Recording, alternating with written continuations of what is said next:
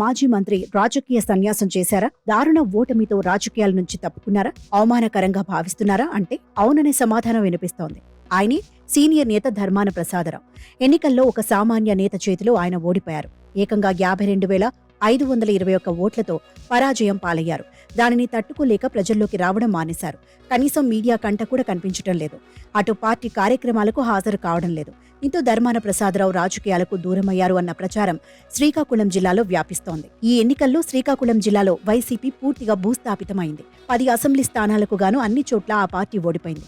10 నియోజకవర్గాల్లో కూటమి అభ్యర్థులకు రికార్డు స్థాయిలో మెజార్టీలు దక్కాయి. ఎక్కడా మెజార్టీలో 20,000 ఓట్లకు తగ్గలేదు. కానీ అందరికంటే ఎక్కువ మెజార్టీ దక్కింది మాత్రం శ్రీకాకుళం అసెంబ్లీ నియోజకవర్గంలోనే. అక్కడ టీడీపీ అభ్యర్థిగా ఓ సామాన్య సర్పంచ్ గొండు శంకర్ పోటీ చేశారు. మాజీ ఎమ్మెల్యే గుండా లక్ష్మీదేవి అభ్యర్థిత్వాన్ని తప్పించడంతో ఇక తన ఎన్నిక లాంఛనమేనని ధర్మాన ప్రసాదరావు భావించారు. ఎమ్మెల్యేగా విజయం సాధిస్తానని ధీమాతో ఉండేవారు.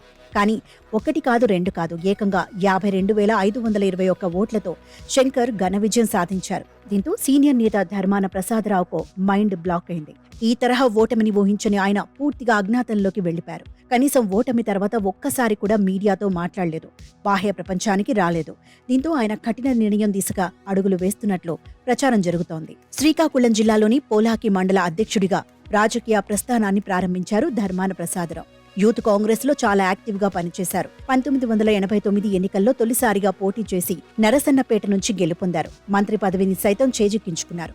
తర్వాత ఎమ్మెల్యేగా గెలుపొందిన కాంగ్రెస్ ప్రభుత్వం అధికారంలోకి రాకపోవడంతో ప్రతిపక్ష పాత్రకు పరిమితమయ్యారు. 2003లో రాజశేఖర్ రెడ్డి పాదయాత్ర సమయంలో జిల్లాలో కీలక పాత్ర పోషించారు ధర్మాన. 2004లో కాంగ్రెస్ పార్టీ అధికారంలోకి రావడంతో కీలకమైన రెవెన్యూ శాఖను దక్కించుకున్నారు. 2009లో సైతం గెలిచి అదే పోర్టుఫోలియోతో మంత్రి పదవి చేపట్టారు. వైఎస్ రాజశేఖర రెడ్డి ఉన్నంత వరకు ఒక వెలుగు వెలిగారు ధర్మాన. 2010లో వైసీపీ ఆవిర్భావంతో సోదరుడు ధర్మాన కృష్ణదాస్ జగన్ వెంట నడిచారు. అప్పటికే మంత్రిగా ఉండడంతో ధర్మాన వెనుకడుగు వేశారు. 2014 ఎన్నికల నాటికి వైసీపీ గూటికి చేరారు ధర్మాన.